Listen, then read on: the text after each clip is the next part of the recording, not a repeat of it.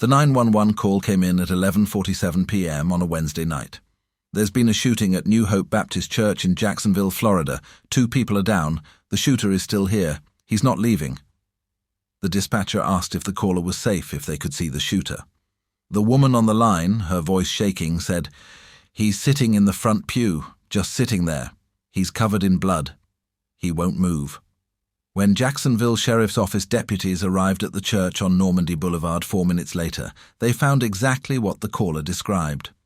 2 bodies in the pastor's office, and a man sitting calmly in the sanctuary, a gun on the pew beside him, his hands folded like he was praying.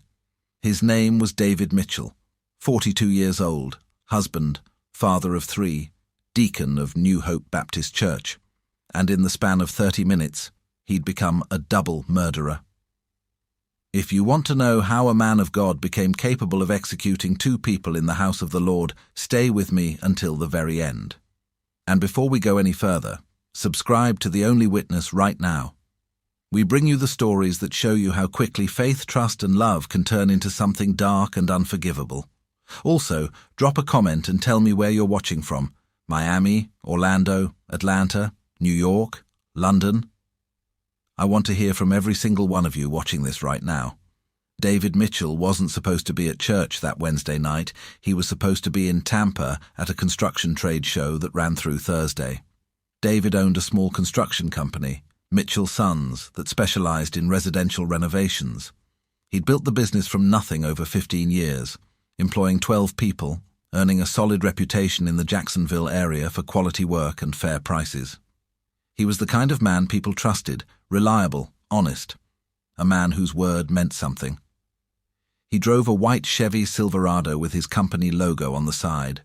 He wore work boots and jeans most days, showed up to job sites at 6 a.m., worked alongside his crew.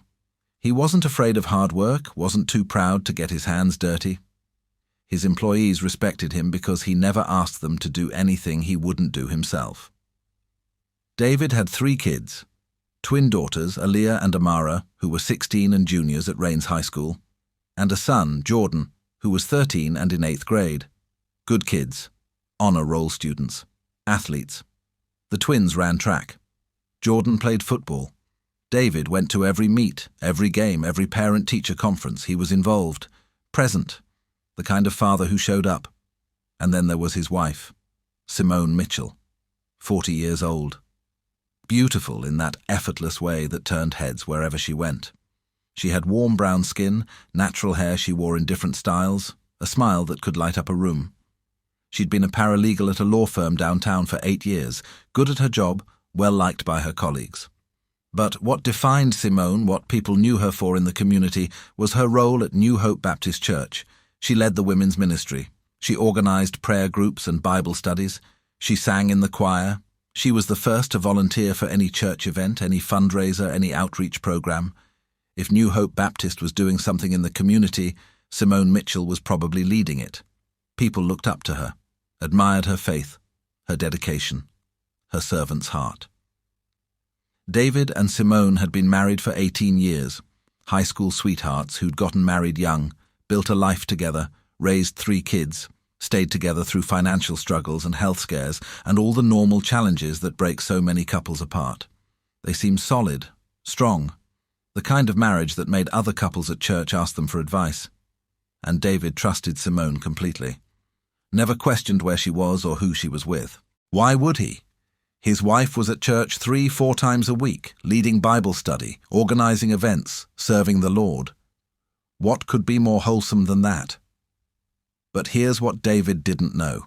Here's what nobody at New Hope Baptist Church knew, or at least nobody admitted knowing. Simone hadn't been going to all those church meetings to serve the Lord. She'd been going to see Pastor Marcus Daniels, and what started as spiritual mentorship had become something else entirely. Something sinful, something that would end with both of them dead on the floor of his office. Before we talk about that night, before we get to the shooting, we need to understand who Pastor Marcus Daniels was, because understanding him is essential to understanding why what happened was so devastating, so fundamentally wrong. Make sure you're subscribed to The Only Witness because this story is about to get darker.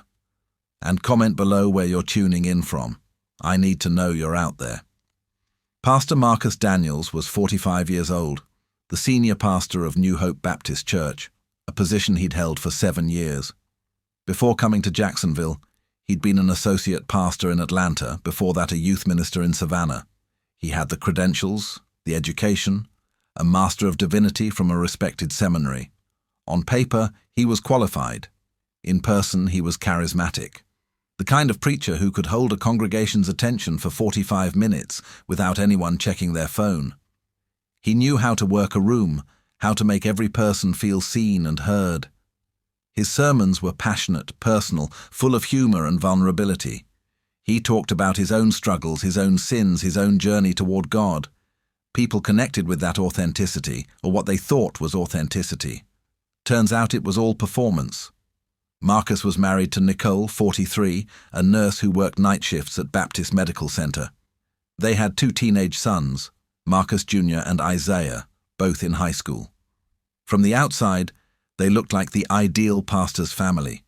But those who paid attention noticed that Nicole rarely came to church. She had a standing excuse, her work schedule, the night shifts, being too tired on Sundays. Most people accepted that without question, but a very few, wondered if maybe there was more to it. If maybe Nicole knew something about her husband that the congregation didn't. Marcus Daniels had a reputation, though it was spoken about in whispers, in parking lot conversations, in carefully worded concerns brought to the elder board and dismissed. He was too friendly with certain women in the church, too many private counseling sessions behind closed doors, too many text messages at odd hours. But he was the pastor, a man of God. Surely those concerns were just misunderstandings, just the devil trying to create division in the church. That's what the elders said. That's what people wanted to believe. And Marcus was smart. He never crossed obvious lines, never did anything so blatant that it couldn't be explained away as pastoral care, as spiritual mentorship, as a shepherd tending his flock. Until Simone Mitchell. She'd started meeting with Marcus for marriage counseling about 14 months before that Wednesday night. She told David she was concerned about their relationship, that they'd grown distant, that she wanted to work on their spiritual connection. David thought it was a great idea. He encouraged her to meet with Pastor Marcus, trusted him to help his wife, to guide her, to strengthen their marriage. What David didn't know was that those counseling sessions had stopped being about marriage after the first month.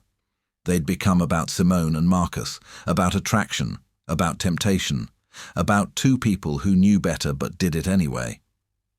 The affair started slowly, lingering touches during prayer, text messages that became increasingly personal, late-night conversations that had nothing to do with Scripture. And then one night, after a church board meeting that ran late, Marcus asked Simone to stay behind to discuss the women's ministry budget. Everyone else left. They were alone in his office, and the line was crossed. It happened on the couch in his office, the same couch where he counseled married couples, where he prayed with people in crisis, where he prepared his sermons. That couch became the place where Pastor Marcus Daniels committed adultery with one of his deacon's wives. And it didn't stop. It became a pattern. Every Wednesday night, there was a women's ministry planning meeting that only Simone seemed to attend. Every Sunday after service, Simone would stay late to help clean up while David took the kids home. Tuesday mornings, Simone had prayer group at the church, except there was no prayer group. It was just her and Marcus, in his office, behind locked doors, for over a year. Subscribe to The Only Witness right now if you haven't already, because we're about to get to the night everything fell apart. And comment where you're watching from. Every comment helps us grow this channel. David Mitchell was supposed to be in Tampa.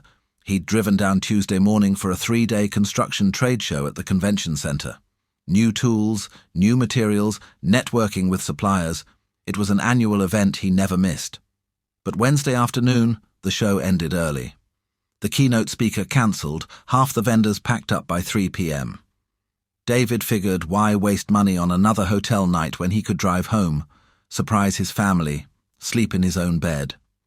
He texted Simone around 4 p.m, show ended early, heading home, be there by 8.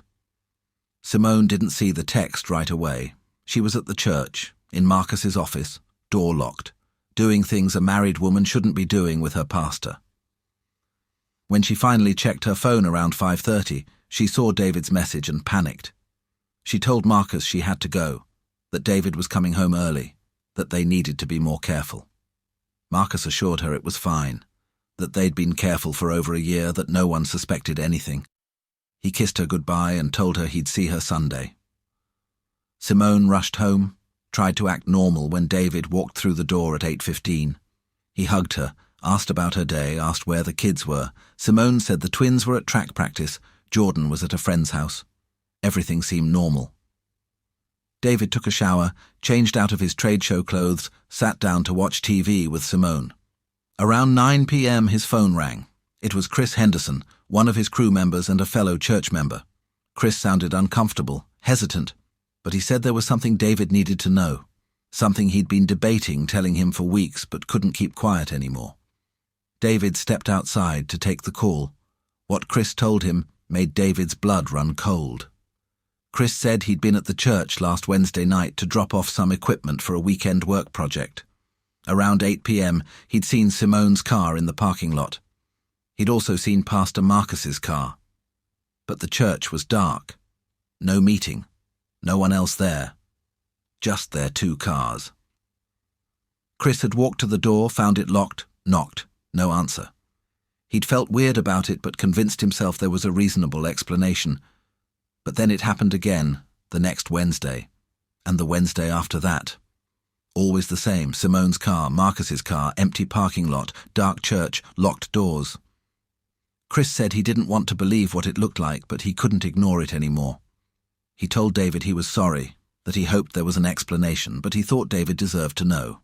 David stood in his driveway, phone to his ear, trying to process what he was hearing. His wife. His pastor. No. It couldn't be. There had to be an explanation. Simone was dedicated to the church. Marcus was a man of God. This was a misunderstanding. But even as David tried to convince himself, he felt something twist in his gut. A knowing. A recognition of signs he'd been ignoring. How often Simone had church meetings. How much time she spent texting on her phone. How distant she'd been lately in bed, distracted when he tried to talk to her. How she always had an excuse for why she couldn't make family dinners or movie nights. Church. Always church. David thanked Chris for calling, hung up, and stood there in the darkness trying to figure out what to do. He could go inside and confront Simone. But what if Chris was wrong? What if there was a reasonable explanation and David destroyed his marriage over a misunderstanding? Or he could wait, watch, see if it happened again.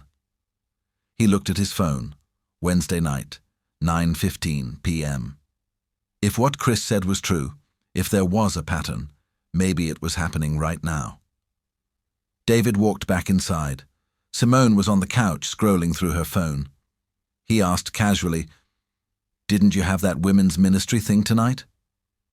Simone looked up, startled, then recovered quickly. "Oh yeah, we had to cancel. Not enough people confirmed." She was lying. David could see it in her eyes, the way she looked away too quickly, the way her hand tightened on her phone. His heart sank. He said he was going to run to Home Depot, needed to grab some supplies for tomorrow's job. Simone barely looked up, said okay. David got in his truck and drove, but he didn't go to Home Depot. He drove to New Hope Baptist Church on Normandy Boulevard, a 10-minute drive from their house. When he pulled into the parking lot at 9:45 p.m., his worst fears were confirmed. 2 cars. Simone's burgundy Honda Accord. Pastor Marcus's black Cadillac Escalade. No other cars. The church was dark except for one light. The office. David sat in his truck, hands gripping the steering wheel, trying to control his breathing. Maybe they were really having a meeting. Maybe this was innocent. But he knew.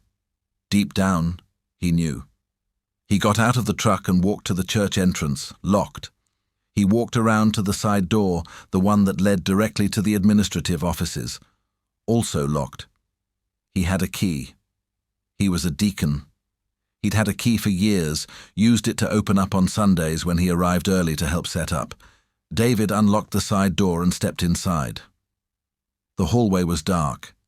He could see light coming from under Pastor Marcus's office door at the end of the hall. He could hear voices, muffled. He walked slowly, quietly down that hallway, each step feeling like it took forever. When he reached the door, he stood there listening. Simone's laugh. That same laugh she used to make for him. Marcus's voice, low and intimate, and then sounds that left no doubt about what was happening. David closed his eyes, felt tears streaming down his face, felt his entire world collapsing. 18 years of marriage, 18 years of trust and faith and building a life together. All of it a lie, and not just with anyone, with their pastor, the man David had trusted to guide his family spiritually, the man he'd respected and followed and defended when others whispered concerns. This man had been violating David's wife in the church, behind locked doors, while David worked to provide for his family and trusted that his wife was serving the Lord. Something inside David broke. That same thing that broke inside Marcus Sullivan when he found Angela and Daniel. That same thing that shattered inside Michael Patterson when he walked in on Gerald and Rebecca. It's the thing that breaks when betrayal is so complete, so intimate, that the person betrayed can't see any path forward except destruction. Before we continue, make sure you're subscribed to The Only Witness. Hit that button right now, and comment where you're watching from. Chicago, Jacksonville, wherever you are, drop that comment. We're getting to the moment that changed everything. David didn't knock, didn't announce himself. He tried the door handle, locked. He had keys, master keys to every room in the church. He unlocked the door and pushed it open. The scene before him would replay in his mind every day for the rest of his life. Simone and Pastor Marcus on that couch, the couch where David had sat during counseling sessions, the couch where he'd prayed with other church members. They weren't fully undressed, but there was no mistaking what they'd been doing. Simone's blouse was unbuttoned. Marcus's shirt was off. They scrambled apart when the door opened, both of them turning to see David standing there. For a moment, nobody moved. Nobody spoke. Simone's face went white. She started buttoning her blouse with shaking hands, started saying David's name over and over. David, David, please, this isn't, we weren't, please. But they were, and they had been, for over a year, in the church, in God's house. Marcus stood up, grabbed his shirt from the floor, started putting it on, and the look on his face was what pushed David over the edge. Not shame, not horror, not even fear, annoyance, like David was the one interrupting something private, like David was in the wrong for being there. David, Marcus said, his voice taking on that pastoral tone he used from the pulpit, I know this looks bad, but let's all calm down and talk about this like adults, like Christians. Like Christians. David stared at this man, this so-called man of God, who'd been sleeping with his wife, and something cold settled over him. A calmness, a clarity. He said quietly, How long? Simone was crying now, mascara running down her face. David, please, I'm so sorry, please let me explain. How long? David repeated, his voice still quiet, still eerily calm. Marcus answered, About a year. Look, David, I know you're hurt. But this isn't what you think. Simone and I, we have a connection, a spiritual connection. Sometimes God brings people together in unexpected ways. A spiritual connection. David felt something inside him go cold and dead. This man was standing in his church office, half-dressed with David's wife and talking about God bringing them together. The audacity, the blasphemy, the complete lack of shame or remorse. Marcus continued, I think we all need to sit down and talk about this. Maybe this is God's way of showing you and Simone that your marriage has run its course. Maybe it's time to acknowledge that and move forward in a way that honors everyone's feelings. Move forward. Honor everyone's feelings. David looked at Simone. She wouldn't meet his eyes. He asked her, Do you love him? Simone hesitated, then whispered, I don't know. I'm confused. I need time to figure out what I want. What she wanted. David had given her 18 years, 3 children, a home, loyalty, faithfulness, and she needed time to figure out what she wanted. He looked at Marcus. You're a pastor, a man of God. You counsel married couples. You preach about sin and redemption and faithfulness, and you've been sleeping with my wife in the church for over a year." Marcus had the nerve to look defensive. "I'm human, David. I make mistakes just like everyone else.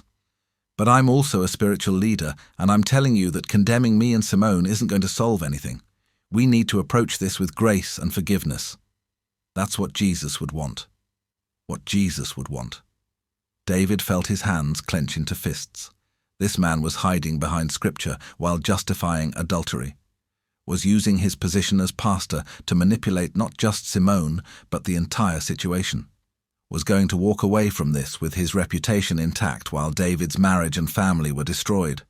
And suddenly, David knew what he was going to do.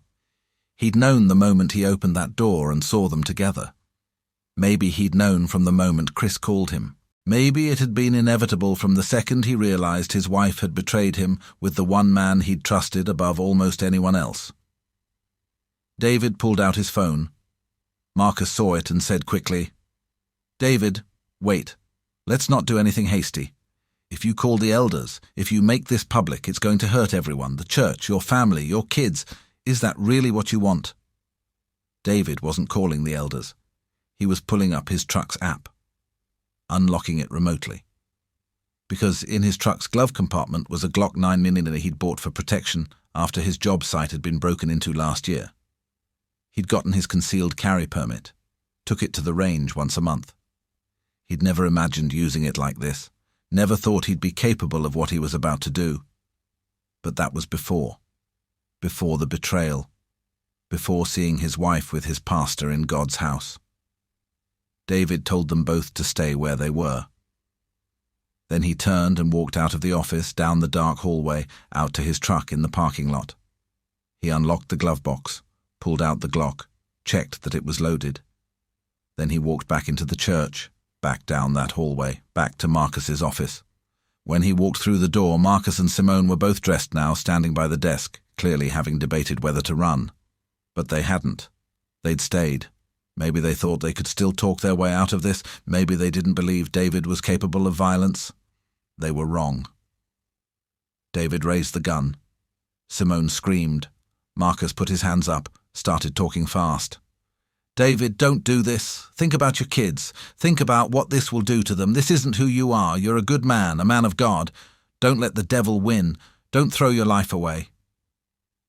But David wasn't listening to Marcus anymore. He'd listened to him for 7 years, trusted his spiritual guidance, believed his sermons about righteousness and faithfulness. All lies, all while Marcus was betraying him in the worst possible way. David pulled the trigger. The gunshot was deafening in the enclosed office. Marcus fell backward against his desk, clutching his chest, blood spreading across his white shirt. Simone screamed again, louder, tried to run for the door. David shot her in the back. She fell face first onto the carpet next to the couch where she'd betrayed her marriage vows.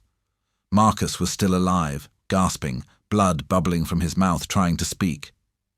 David walked closer, stood over him, and fired again. This time Marcus went still.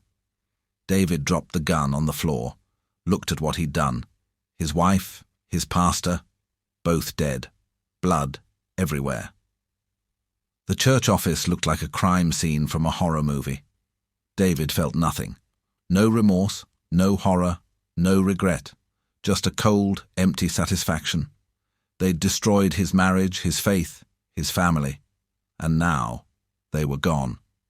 They'd never laugh about him again, never have their spiritual connection again, never get to build a life together on the ruins of his life. David walked out of the office, leaving the bodies behind. He walked to the sanctuary, sat down in the front pew where his family sat every Sunday. He could hear sirens in the distance. Someone must have heard the gunshots called 911. He didn't try to run. Where would he go? His life was over. He'd known that the moment he pulled the trigger. He sat there, covered in blood spatter, and waited for the police. Make sure you're subscribed to The Only Witness right now, because the trial, the conviction, the aftermath, it's all coming. And comment where you're watching from one more time. The Jacksonville Sheriff's Office arrived at New Hope Baptist Church at 11:51 p.m. They found David sitting calmly in the sanctuary, the gun on the pew beside him, his hands folded. When officers ordered him to show his hands, he complied immediately. When they asked if he was armed, he pointed to the gun and said it was his, that he'd used it to kill his wife and his pastor, that their bodies were in the office down the hall. Officers secured David, handcuffed him, then went to investigate. They found exactly what he'd described. Simone Mitchell dead from gunshot wounds. Pastor Marcus Daniels dead from multiple gunshot wounds. The crime scene was brutal, bloody, clearly the result of rage. But David, sitting in that sanctuary, was calm, almost eerily calm, like he'd made peace with what he'd done. At the police station, David was read his Miranda rights and asked if he wanted an attorney. He said no. He wanted to confess, wanted to tell them everything. The detective assigned to the case, Antonio Martinez, sat across from David in the interrogation room and listened as David described everything. Finding out about the affair, going to the church, walking in on them, the shooting. He was detailed, methodical, showed no emotion. Detective Martinez had worked homicides for 20 years and had seen plenty of crimes of passion. But something about this case disturbed him. The location. A church. A pastor killed in his own office. A deacon who'd snapped and committed murder in God's house. The religious aspect made it worse somehow, made it feel more profane. When Detective Martinez asked David if he regretted what he'd done, David thought for a long moment, then he said, "I regret that my kids have to grow up knowing their father is a murderer and their mother is dead. I regret that they'll carry this shame forever. But I don't regret stopping them. They were supposed to be people I could trust, my wife, my pastor. They violated that trust in the worst way possible. They deserved what they got." The confession was recorded, transcribed, sent to the state attorney's office. David was charged with 2 counts of first-degree murder. The state attorney announced they'd seek the death penalty. This was a premeditated double homicide. David had gone to his truck, retrieved a gun, returned to the church with intent to kill. There was no argument for self-defense or heat of passion. This was murder, plain and simple. The case exploded in the media. Local news, national news, true crime podcasts. Everyone wanted to cover the story of the deacon who killed his wife and pastor after catching them having an affair in the church. New Hope Baptist Church was thrown into chaos. Members were shocked, devastated, divided. Some defended David, said Marcus and Simone had brought this on themselves. Others condemned David, said nothing justified murder, especially not in God's house. The church split down the middle. Attendance dropped by half. Eventually, New Hope Baptist closed its doors permanently. The building was sold. The congregation scattered to other churches. The scandal destroyed everything. David's trial began 14 months after the shooting.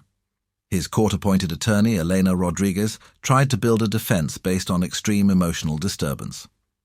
She argued that discovering your wife with your pastor in your church was the kind of trauma that could break anyone. That David had been pushed beyond human endurance, that he'd snapped. But the prosecution had the evidence, the timeline, the gun retrieved from his truck, the walk back into the church, the execution-style shooting. This wasn't a crime of passion. This was premeditated murder. The trial lasted 4 weeks. The prosecution called Detective Martinez, the medical examiner, forensic specialists. They showed photos of the crime scene, Simone's body, Marcus's body. The jury saw everything. They called members of New Hope Baptist who testified about David's role in the church, his reputation as a good man, a devoted husband and father. But they also established that David had time to calm down, time to make a different choice, and chose violence anyway. The defense called psychologists who testified about betrayal trauma, about the psychological impact of infidelity, especially involving a religious leader. They called David's friends who testified about how devoted he was to Simone, how much he trusted Marcus, how this betrayal would have destroyed him. They called his twin daughters, Aliyah and Amara, now 17, who testified through tears about what a good father David had been, how he'd never been violent, how they couldn't reconcile the man they knew with the man who'd killed their mother. That testimony broke everyone in the courtroom. The girls sobbed on the stand, begging the jury to show mercy, saying they'd already lost their mother and couldn't lose their father too. But the most damaging testimony for David came from Nicole Daniels, Marcus's widow. She took the stand, looking 10 years older than she was, grief etched into every line of her face. She testified that she'd known about Marcus's affairs, plural. Simone wasn't the first. There had been others over the years. Nicole had considered divorce multiple times, but stayed because of her sons, because of the church, because Marcus always promised to change.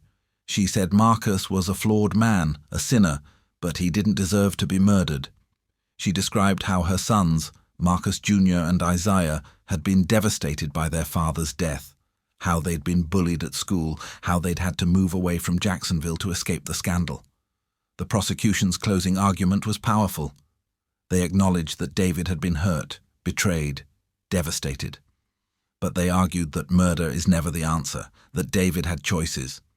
He could have confronted them and left, could have filed for divorce, could have exposed them to the church elders, could have walked away and rebuilt his life. Instead, he chose to become a killer, chose to murder 2 people in a church, chose to orphan his 3 children and Nicole's 2 sons. They asked the jury to find David guilty on both counts of first-degree murder and to recommend the death penalty.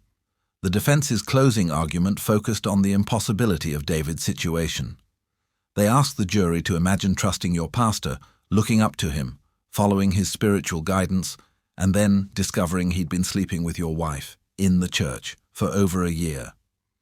They argued that David had been pushed to a breaking point, that what he did was terrible but understandable, that he deserved mercy, not death. They asked for a verdict of manslaughter, or at most second-degree murder, with the possibility of parole. They begged the jury to consider David's children, who'd already lost their mother and would lose their father forever if he was sentenced to death. The jury deliberated for 9 hours. When they returned, they'd reached a verdict on both counts: guilty of first-degree murder, guilty of first-degree murder. The courtroom erupted. David's daughters collapsed in tears. His son Jordan sat frozen, staring at his father. Nicole Daniels put her face in her hands. David showed no reaction. He'd known this was coming. The jury also made a recommendation on sentencing. They recommended life in prison without the possibility of parole instead of the death penalty. They'd shown mercy, if you could call it that. Sentencing was scheduled for 3 weeks later. When that day came, the judge allowed victim impact statements. Nicole Daniels spoke first. She talked about Marcus's flaws, acknowledged he'd made terrible mistakes, but said he'd been trying to be better, trying to change. She talked about her sons growing up without a father, about the shame and trauma they'd experienced, about how Marcus's sins didn't deserve death. She looked at David and said, "You didn't just kill my husband. You killed any chance for him to repent, to make things right, to be forgiven. You played God, and now you'll pay for that for the rest of your life." David's daughters spoke next. Halia and Amara stood together, holding hands, and delivered a statement they'd written together. They talked about loving both their parents, about being devastated by what their mother had done, but also by what their father had done in response. They said they understood his pain but wished he'd chosen differently. They said they still loved him, would always love him, but didn't know if they could ever forgive him for taking their mother away. They talked about the burden they now carried, being known as the daughters of a murderer and an adulteress. They asked the judge for mercy, for their father to have a chance at parole someday, for the possibility of some kind of future together. Jordan, David's 13-year-old son, refused to give a statement.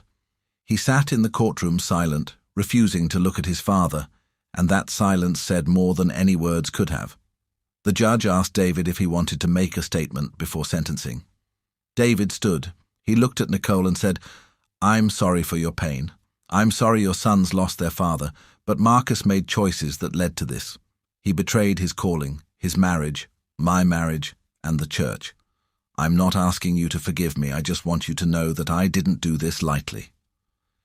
Then he looked at his children and said, "I love you more than anything in this world. What I did because I couldn't live with the pain of what your mother and Pastor Marcus did to our family. I know you'll carry the weight of this forever. I'm sorry. I'm so sorry." The judge stared at David for a long moment. Then she delivered her sentence. Life in prison without the possibility of parole on the first count. Life in prison without the possibility of parole on the second count. Sentences to run consecutively. David Mitchell would die in prison. She said, "Mr. Mitchell, I understand that you were betrayed in a profound way. I understand that your pain was immense.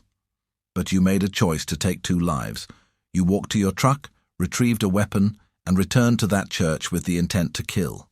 That was premeditated murder. Your wife and Pastor Daniels made sinful choices, but they did not deserve to die for those choices.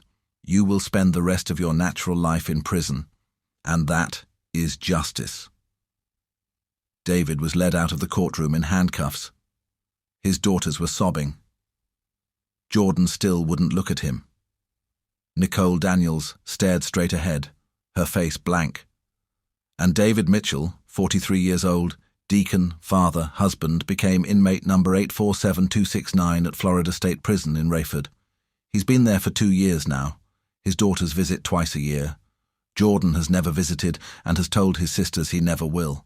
David works in the prison library, keeps to himself, doesn't cause problems. Other inmates know his story. Some respect him for it. Others think he's a hypocrite who killed in God's house.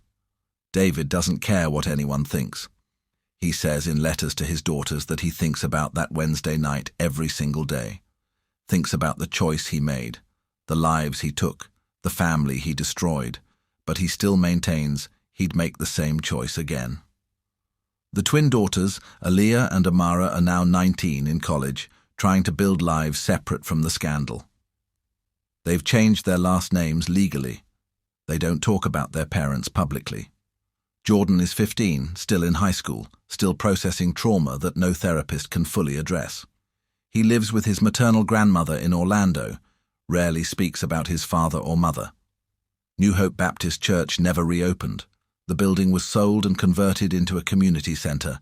The congregation scattered. Some members joined other churches. Others left organized religion entirely, their faith shaken by what happened. Marcus Daniels' sons, Marcus Jr. and Isaiah, moved with their mother to North Carolina. They're trying to rebuild their lives away from Jacksonville, away from the scandal.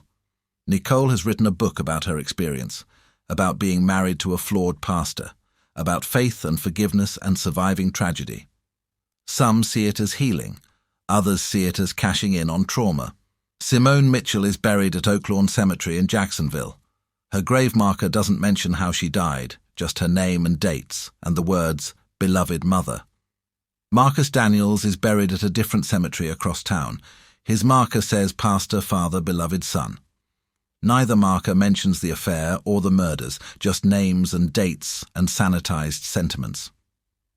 David Mitchell sits in his cell at Florida State Prison, 44 years old now, with potentially 40 more years of life ahead of him behind bars. He's written hundreds of letters to his children, most of which go unanswered. He's filled journals with thoughts about faith, betrayal, and the moment his life changed forever. Prison psychiatrists say David shows no signs of mental illness, no remorse for the murders themselves, only regret for how his actions affected his children. He attends chapel services every Sunday, sitting in the back, never participating, just listening. The prison chaplain has tried multiple times to counsel him, to help him find some kind of spiritual redemption. But David says he can't worship a God who would allow a pastor to betray his flock the way Marcus betrayed him. The chaplain argues that Marcus's sins don't negate God's existence or love. David's response is always the same. If God is real and didn't stop Marcus from destroying my family, then God is either powerless or doesn't care. Either way, I have nothing to say to him. That theological crisis is common among people who've been betrayed by religious leaders. Studies show that when pastors, priests, or other spiritual authorities commit adultery or abuse, it doesn't just destroy individual families, it destroys entire communities' faith. New Hope Baptist Church had 300 members before the scandal. Now those 300 people are scattered across Jacksonville, many of them no longer attending any church, their ability to trust spiritual leadership permanently broken. Some have found new church homes where they're slowly rebuilding their faith. Others have walked away from Christianity entirely, unable to reconcile what Marcus did with what he preached. The ripple effects of that Wednesday night continue to spread, touching lives that never even knew David or Simone or Marcus personally. That's the hidden cost of betrayal by religious leaders. It's not just the immediate victims who suffer. It's entire communities whose faith is shaken. Subscribe to The Only Witness one final time if you haven't already, and comment below where you're watching from and what you think about this case. Was David justified in any way? Was it cold-blooded murder or an understandable response to ultimate betrayal? Drop that comment right now. The Florida Department of Corrections has David Mitchell classified as a model prisoner. No write-ups, no disciplinary issues, no violence. He works his library job, keeps his cell clean, follows all rules. But the prison psychologist's notes paint a different picture. David is described as emotionally flat, disconnected from the severity of his actions, and potentially dangerous if ever released. During one evaluation, the psychologist asked David what he would do if he could go back to that Wednesday night.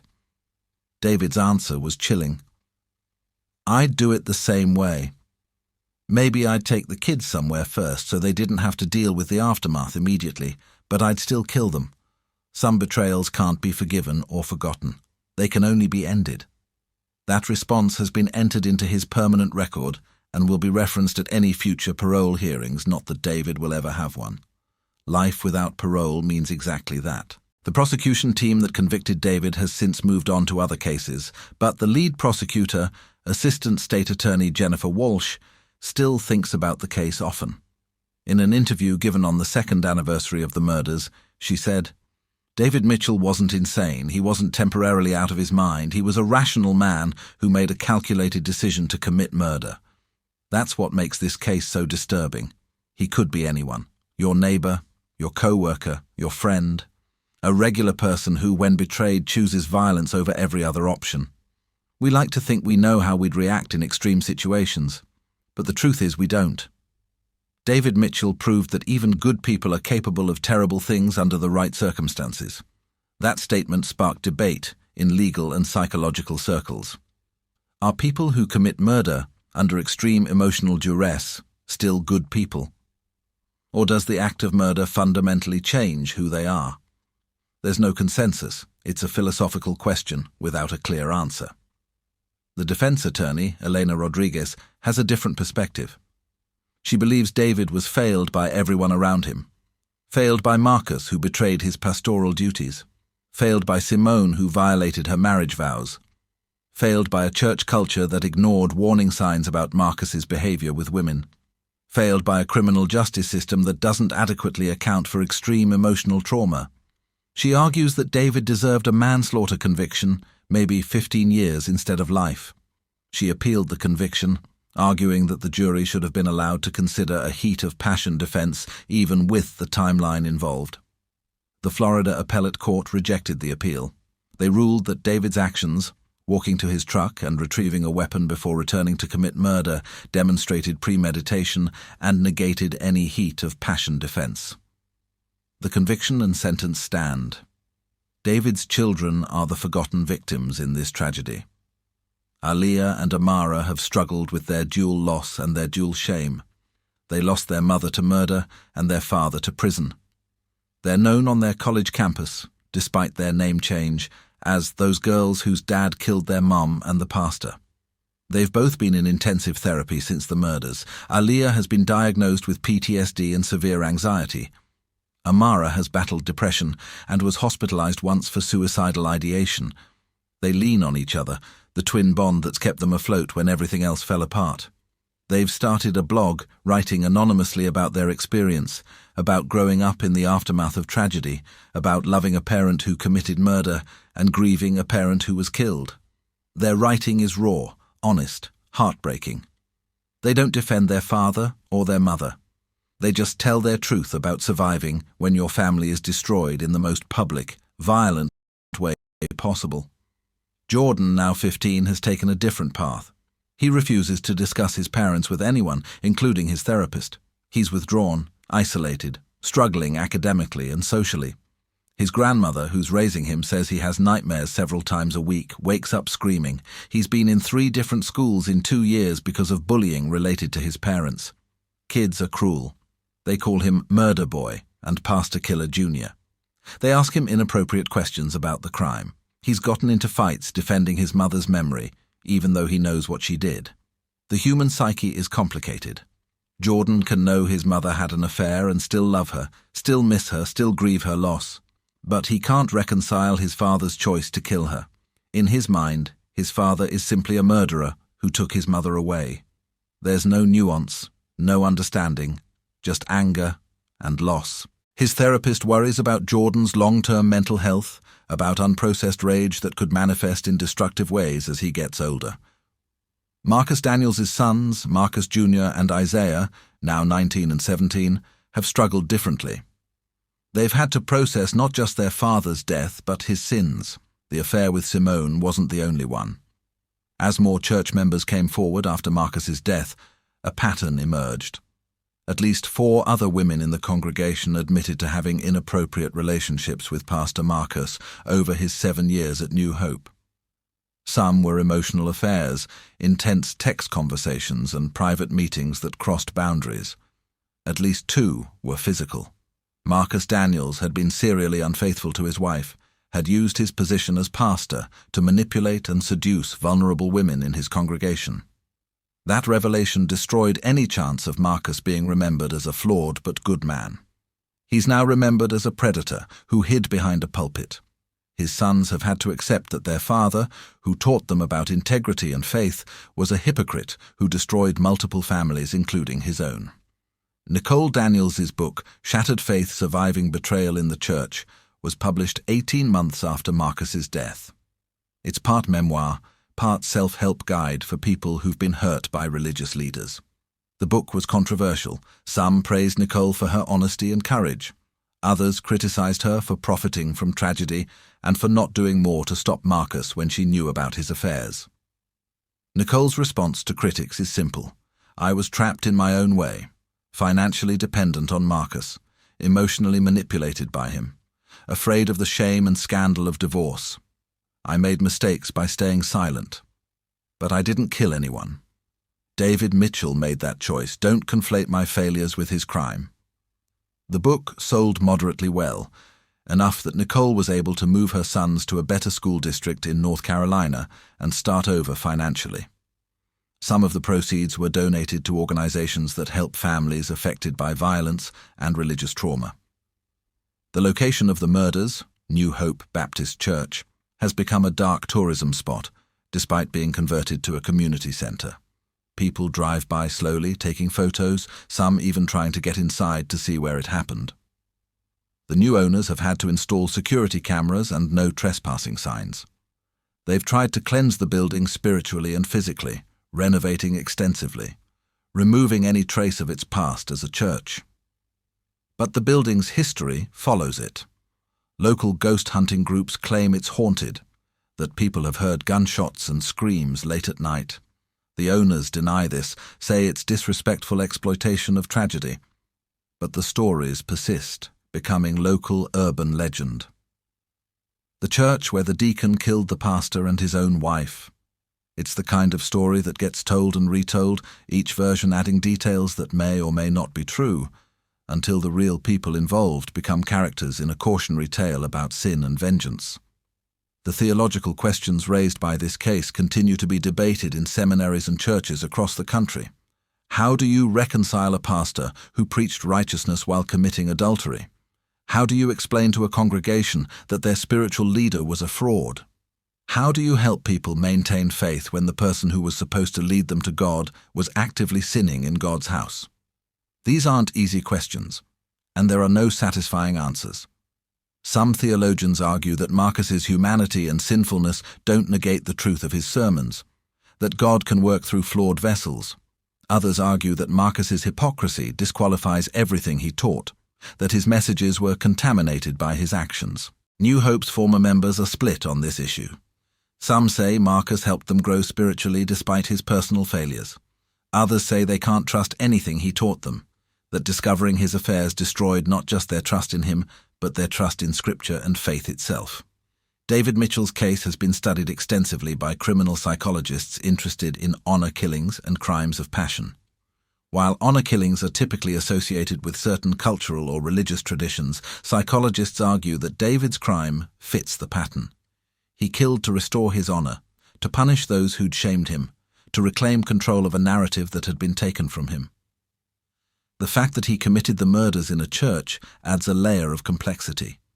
Was it symbolic? Was he desecrating the holy place that Marcus had already desecrated with his affair? Or was it simply circumstantial that the church happened to be where they were when David confronted them? David has been asked this question multiple times, and his answer is always practical, not symbolic. I killed them where I found them. If I'd found them at a hotel, I would have killed them there. If I'd found them at my house, I would have killed them there. The location didn't matter. What mattered was stopping them permanently. That cold pragmatism is what separates David from other crimes of passion defendants who claim they blacked out or weren't themselves. David remembers everything. He made conscious choices every step of the way. He chose to go to the church, chose to confront them, chose to walk to his truck, chose to retrieve the gun, chose to return, chose to shoot Simone, chose to shoot Marcus, chose to shoot Marcus again when the first shot didn't kill him. Those were all deliberate decisions made by a man in full control of his faculties. That's what made the jury's job easy. This wasn't manslaughter, this wasn't heat of passion. This was first-degree murder, twice. The only mercy the jury showed was recommending life without parole instead of death. Some legal experts believe that recommendation came from sympathy for David's children, a recognition that executing their father on top of everything else they'd lost would be cruel.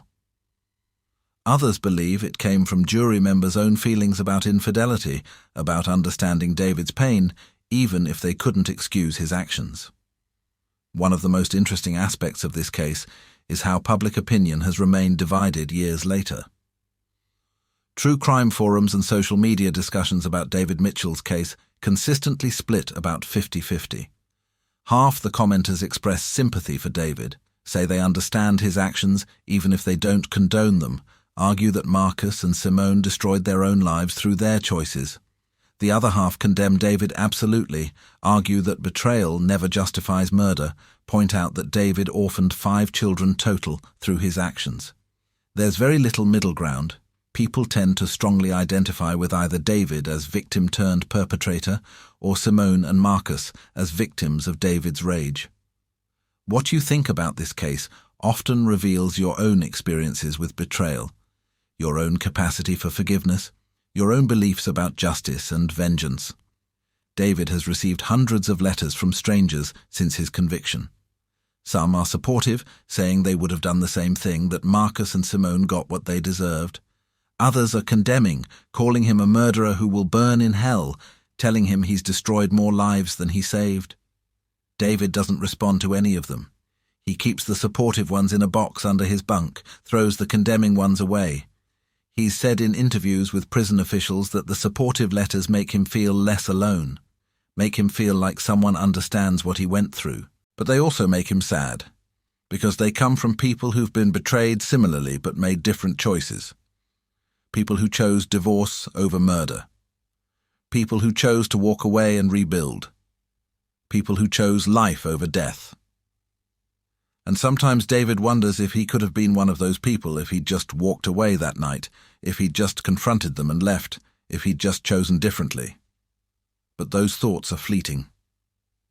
Mostly, David maintains that what he did was necessary, that Marcus and Simone left him no choice, that their betrayal was so complete, so intimate, that the only response was to end them permanently.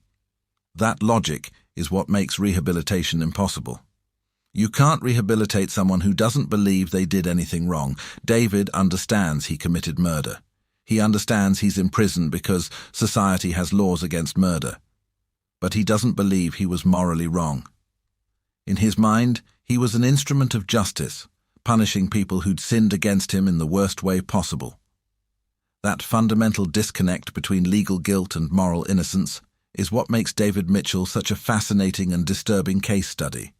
Before we close this story, make sure one last time that you're subscribed to The Only Witness.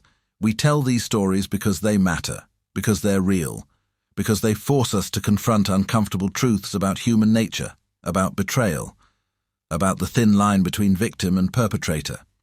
And drop one final comment telling me where you're watching from and what you think. Could you have done what David did? Was he justified, or was he simply a murderer? I want to hear from all of you. The David Mitchell case will be remembered and studied for years to come.